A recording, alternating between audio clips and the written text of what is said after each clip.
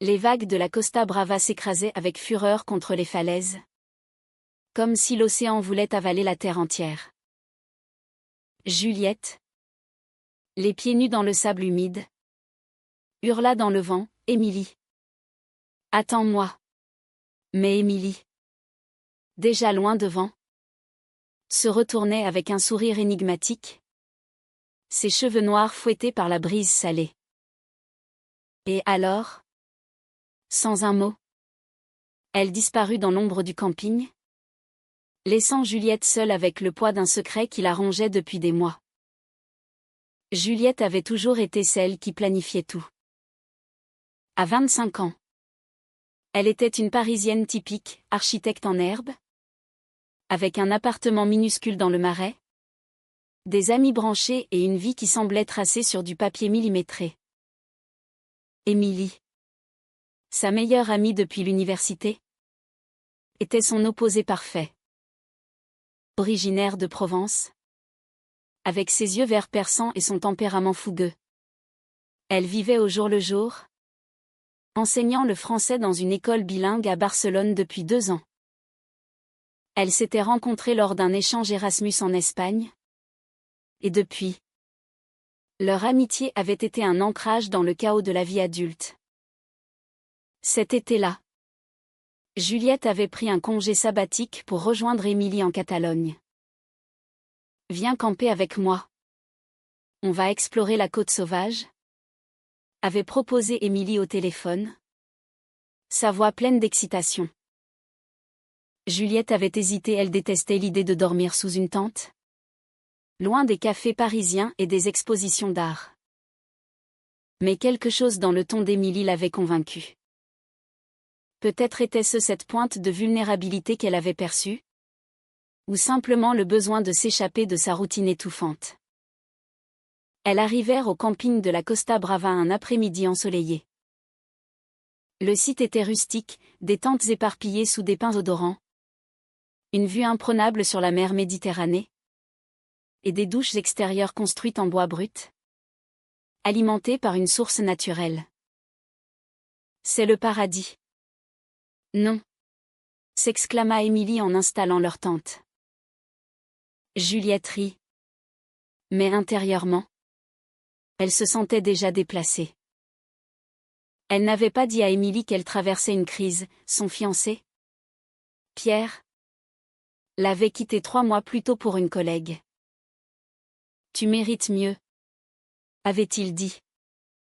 Mais Juliette se sentait brisée, comme si son cœur avait été piétiné. Le premier soir, autour d'un feu de camp, elles burent du vin espagnol bon marché. Émilie raconta ses aventures à Barcelone, les fêtes sur la plage, les rencontres éphémères. « Et toi, Juliette? Toujours avec Pierre ?» demanda-t-elle innocemment. Juliette hésita. Puis mentit, « Oui. Tout va bien. » Pourquoi ce mensonge? Peut-être parce qu'admettre sa solitude l'aurait rendue trop vulnérable face à Émilie, qui semblait si libre, si vivante. La nuit tomba, et avec elle, une tension subtile. Émilie proposa, « Viens. Je te montre les douches. Elles sont magiques sous les étoiles. » Juliette suivit, le cœur battant sans savoir pourquoi. Les douches étaient isolées, entourées de buissons, avec une eau tiède qui coulait d'un tuyau rudimentaire. Émilie alluma une petite lanterne. « Regarde. C'est comme une cascade privée. » Juliette sourit. Mais ses yeux s'attardèrent sur le corps d'Émilie, illuminé par la lumière vacillante.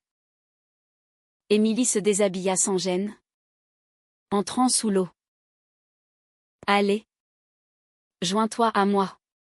C'est libérateur. » Juliette rougit. Elle n'avait jamais vu Émilie ainsi, nue et insouciante. Hésitante, elle ôta ses vêtements et entra sous le jet. L'eau était fraîche contre sa peau, effaçant la poussière du jour. Elles rirent, se éclaboussant comme des enfants. Mais soudain, leurs regards se croisèrent, et le rire s'éteignit. Émilie s'approcha, ses mains effleurant les épaules de Juliette. « Tu es belle. Tu sais » murmura-t-elle. Juliette sentit un frisson la traverser. Pas seulement à cause de l'eau. C'était comme si un voile se déchirait. Le lendemain matin, Juliette se réveilla avec un mélange de confusion et d'excitation. Avait-elle rêvé? Non. Le souvenir était vif, les lèvres d'Émilie frôlant les siennes sous la douche. Un baiser timide mais chargé d'électricité. Elles n'en parlèrent pas au petit déjeuner, préférant se plonger dans une randonnée le long des falaises. La Costa Brava était sauvage, avec ses criques cachées et ses villages blancs perchés sur les collines. Elles marchèrent des heures, parlant de tout et de rien, de littérature française, de Camus et de Beauvoir, de leurs rêves inavoués. Mais au fil des jours, la tension grandit. Émilie devenait plus tactile, une main sur le bras, un regard prolongé. Juliette se surprenait à répondre, son corps trahissant son esprit. Une nuit, après une baignade nocturne, elles s'allongèrent sur la plage. Juliette, je dois te dire quelque chose, commença Émilie. Depuis l'université, je ressens plus que de l'amitié pour toi. Juliette fut stupéfaite. Mais Pierre, balbutia-t-elle, oubliant son mensonge. Émilie fronça les sourcils. Pierre? Tu m'as dit que tout allait bien. C'est alors que Juliette avoua tout, la rupture, la solitude, le vide. Émilie l'écouta, les yeux emplis de compassion. Je suis là. Maintenant, dit-elle en la prenant dans ses bras. Leur deuxième baiser fut plus passionné, sous les étoiles espagnoles. Juliette se sentit revivre, comme si Émilie comblait un creux qu'elle ignorait avoir. Pourtant, le doute s'insinua. Juliette se rappelait les normes parisiennes, les attentes familiales. Était-ce réel? Ou juste une escapade estivale? Émilie, elle, semblait si sûre. Elles explorèrent la région, Gérone avec ses cathédrales gothiques, les marchés de fruits frais où elles achetaient des oranges juteuses. Chaque moment renforçait leur lien. Mais Juliette sentait une ombre, Émilie mentionnait vaguement une ex à Barcelone. Sans détail. Un soir, lors d'une fête au camping, un groupe de voyageurs se joignit à elle. Parmi eux, une femme nommée Sofia, une Espagnole aux cheveux de feu. Émilie rit avec elle, dansant autour du feu. Juliette observa, une jalousie sournoise naissant en elle. Était-ce cela? L'amour? Cette peur de perdre? La jalousie de Juliette grandit comme une vague montante.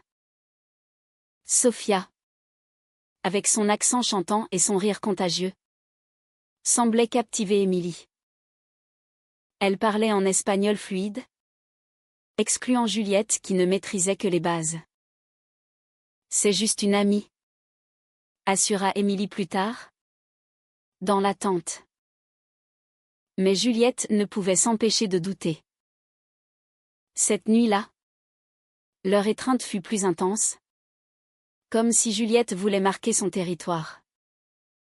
Les jours suivants, elles décidèrent d'explorer plus au sud, vers Tarragone. La route sinueuse longeait la mer, avec des arrêts dans des villages pittoresques. Émilie conduisait leur petite voiture de location, chantant des chansons françaises d'Édith Piaf.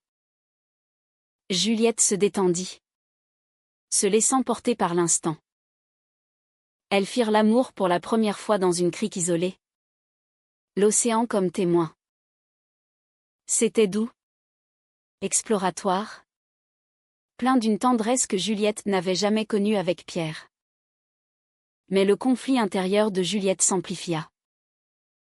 De retour au camping, elle reçut un appel de sa mère. « Quand rentres-tu ?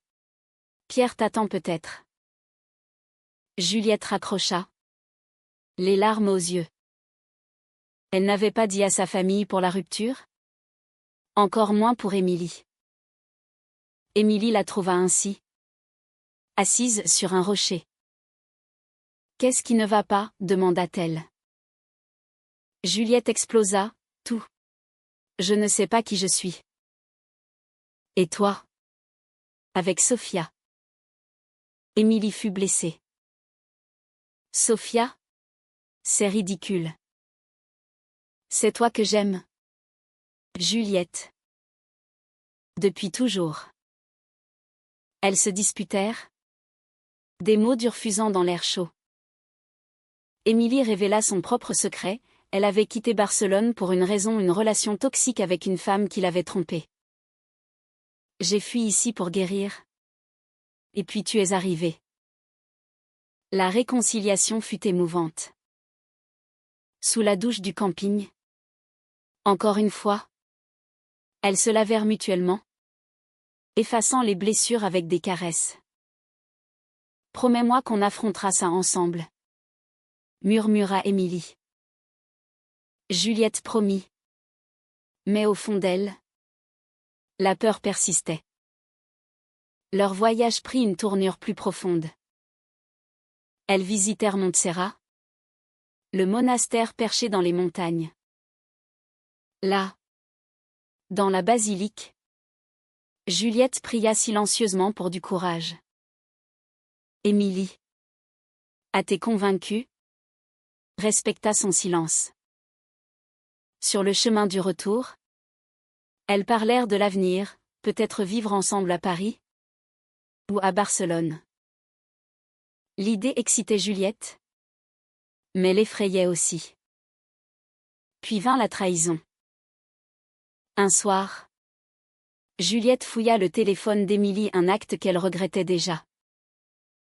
Elle trouva des messages de Sophia. « Reviens vite, ma chérie. » Le cœur brisé, Juliette confronta Émilie. « C'est qui ? » Ça. Émilie pâlit. « C'est mon ex. Sophia est mon ex. Je ne t'ai pas tout dit parce que je voulais tourner la page. » La dispute fut violente, émotionnellement. Juliette accusa Émilie de mensonge, de manipulation. « Tu m'as utilisé pour oublier, » hurla-t-elle. Émilie pleura. « Non. C'est toi que j'aime vraiment. Sophia. C'était du passé. » Mais Juliette, blessée, fit ses bagages. Elle partit au milieu de la nuit, prenant un bus pour Barcelone. Seule dans la ville, Juliette erra dans les rues de la Rambla, le cœur en miettes. Elle se rappelait les moments partagés, les rires, les baisers, la complicité. Était-ce fini ? Elle appela sa sœur à Paris, avouant tout. L'amour. C'est risqué, ma chérie. Mais si c'est réel, bats-toi. Pendant ce temps, Émilie chercha Juliette partout. Elle conduisit jusqu'à Barcelone, appelant sans relâche. Quand elle la trouva enfin, assise sur un banc face à la Sagrada Familia, elle s'agenouilla. « Pardon ? Juliette. J'aurais dû être honnête. Sophia m'a contactée, mais je l'ai repoussée. C'est toi, mon avenir. » Juliette hésita, les larmes coulant. Comment te faire confiance? Émilie sortit une lettre qu'elle avait écrite, des mots poétiques, inspirés de Rimbaud, déclarant son amour éternel. Elles s'embrassèrent là, au milieu des touristes, ignorant le monde. Mais le destin réserva une autre épreuve. De retour au camping, elles apprirent qu'une tempête approchait. Les vents hurlants forcèrent les campeurs à évacuer. Dans le chaos, Juliette glissa sur les rochers mouillés, se blessant légèrement à la cheville. Émilie la porta jusqu'à la voiture, la soignant avec tendresse. « Je ne te laisserai jamais tomber », promit-elle. Cette nuit-là, réfugiées dans un petit hôtel côtier, elles parlèrent jusqu'à l'aube. Juliette avoua ses peurs, la société, la famille, l'inconnu. Émilie partagea les siennes, le rejet passé, la solitude. Leur amour grandit, forgé dans l'adversité. La tempête passa, laissant derrière elle un ciel clair et une côte ravivée. Juliette et Émilie décidèrent de prolonger leur séjour, explorant l'Andalousie. À Séville, elles flânèrent dans les jardins de l'Alcazar, main dans la main. L'architecture mauresque, avec ses mosaïques colorées, semblait refléter leur relation, un mélange de culture, de passion. Pourtant, les ombres persistaient. Juliette reçut un message de Pierre, « Je regrette. Revenons ensemble. » Elle le montra à Émilie, qui resta calme. « C'est ton choix, Juliette. Mais sache que je t'aime comme personne ne le fera. » Juliette effaça le message, choisissant Émilie. Ce fut un moment de libération. Elles dansèrent le flamenco dans un bar local, leur corps se mouvant en harmonie. Émilie apprit à Juliette les pas, riant de ses maladresses. « Tu es parfaite comme tu es, » dit-elle. Leur intimité s'approfondit, chaque nuit apportant de nouvelles découvertes. Mais un nouveau conflit surgit. Émilie reçut un appel de son école, elle devait rentrer à Barcelone pour une urgence administrative. « Viens avec moi, » proposa-t-elle. Juliette hésita, son congé se terminait bientôt, et Paris l'appelait. « Et si on ne supporte pas la distance ?» demanda-t-elle. Elles passèrent une semaine à Barcelone, dans l'appartement d'Émilie au quartier gothique. La ville vibrait d'énergie, les rues étroites, les cafés animés. Juliette découvrit la vie d'Émilie, ses amis queer, ses soirées poétiques. Elle se sentit intégrée, aimée. Mais un soir, Sophia apparut à la porte. « Émilie, on doit parler. » La confrontation fut tendue. Sophia, jalouse, accusa Émilie de l'avoir abandonnée. Juliette, témoin, sentit la trahison revenir. « Sors d'ici » cria Émilie à Sophia. Puis, se tournant vers Juliette, « Crois-moi, c'est fini avec elle. » Juliette, blessée mais forte, choisit de croire. Elles fermèrent la porte au passé. Leur amour fleurit dans cette épreuve. Elles visitèrent la maison de Gaudí, s'inspirant de son génie pour leur propre créativité. Juliette dessina des plans pour un futur commun, un appartement à mi-chemin entre Paris et Barcelone. Émilie écrivit des poèmes, les lisant à voix haute sous les couvertures. Pourtant, la réalité frappa. Juliette dut rentrer à Paris pour son travail. À l'aéroport, les adieux furent déchirants. « Ce n'est pas fini. C'est un début, murmura Émilie, les yeux brillants. Juliette partit, le cœur lourd mais plein d'espoir. De retour à Paris, la vie reprit son cours.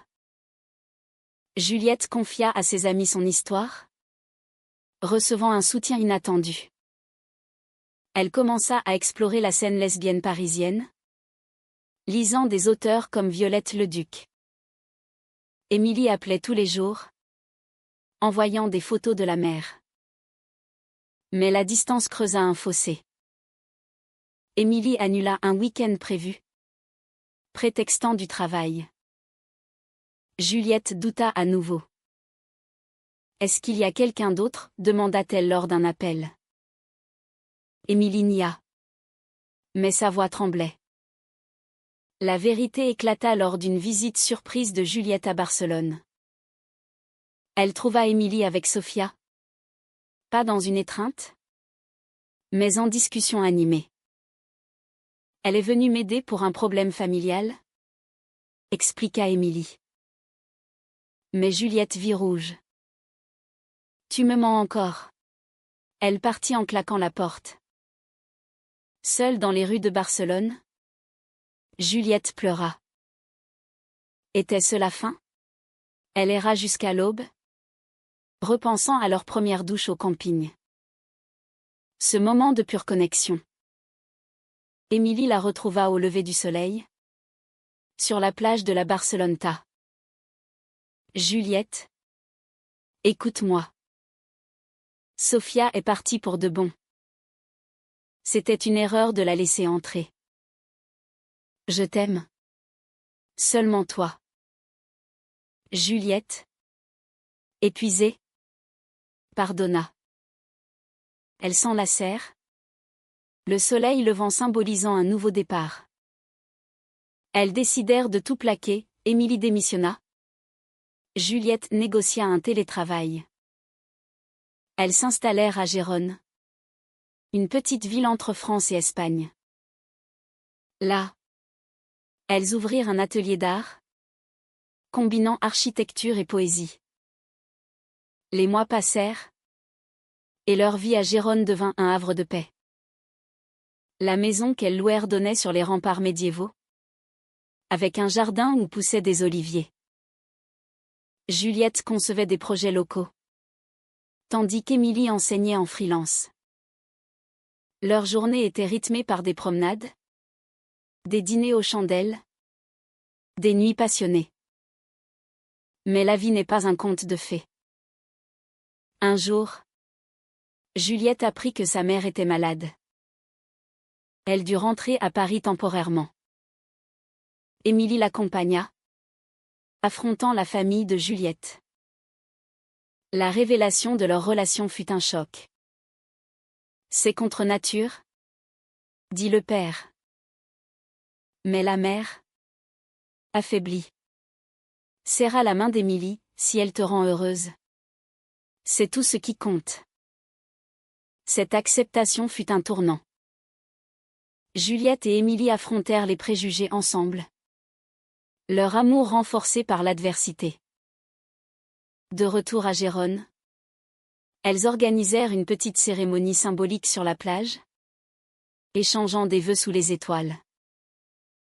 Le haut tram arriva lors d'un voyage de retour à la Costa Brava. Elles revinrent au camping pour clore le cercle. Sous la même douche, elles se rappelèrent leur premier baiser. Merci de m'avoir rejointe à l'intérieur, dit Juliette en riant. Émilie sourit, c'était inévitable. Pourtant, une dernière épreuve, Émilie fut tentée par une offre d'emploi à Madrid. C'est une opportunité? Mais je ne partirai pas sans toi, dit-elle. Juliette, sentant la peur revenir, proposa un compromis, elles iraient ensemble. Leur histoire se termina sur une note humaine, pas parfaite, mais authentique. Elles apprirent que l'amour exige confiance, pardon et croissance. À Madrid, Elles bâtirent une nouvelle vie. Entourées d'amis, écrivant leurs propres romans. Des années plus tard, Juliette publia un livre sur leur voyage, un mélange de mémoire et de fiction, célébrant l'amour lesbien dans un monde encore hostile. Émilie illustra la couverture. Une douche sous les étoiles. Elles vécurent, non pas heureuses pour toujours, mais en harmonie avec leurs faiblesses et forces. Car l'amour, comme la mer espagnole, est imprévisible, mais éternel.